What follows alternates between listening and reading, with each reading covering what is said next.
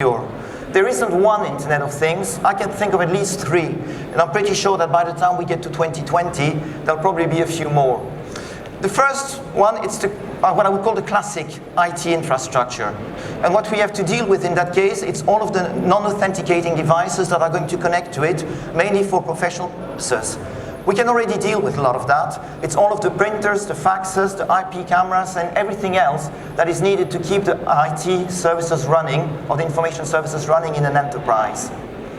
The second one is probably one of the more sensitive ones.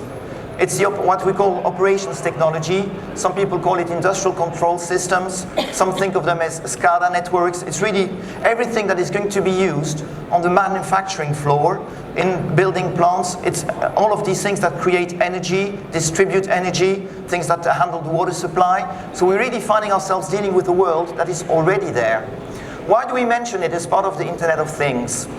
When all of these OT networks were created, the majority of them were not designed with security in mind.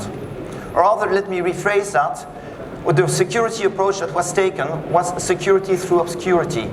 Let's put these on an isolated network. Nobody's ever going to be able to get to it, so we don't really need to put any security in it, because people can't reach it. That was true when manufacturing plants were working on a build-to-stock model. Today, as enterprises try to rationalize themselves, most of the enterprise world has moved to a build-to-order. This means you now need to have a linkage between the IT infrastructure, where you're taking your orders, processing them, and then deciding when and where products should be manufactured, and you need to link that to the OT networks that are actually doing the manufacturing. So to try and keep some impression of security, most of the enterprises that are taking this approach put in place like a demilitarized zone between the OT network and the IT network. But the reality is, no matter how good you think your security is, the attackers will get through, specifically if it's a targeted attack. If they know what they're going after and they want to get to it, the question is not will you be attacked, it's when will you be attacked. And we've already seen a number of examples of attacks on industrial control systems taking place. The most famous, Stuxnet, on the Iranian nuclear plants a few years ago. That network was supposedly totally isolated from the rest of the world.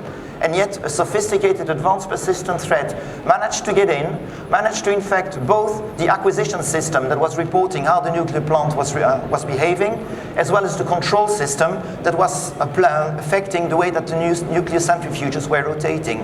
And it's the combination of those multiple elements that resulted in the Stuxnet attack being successful.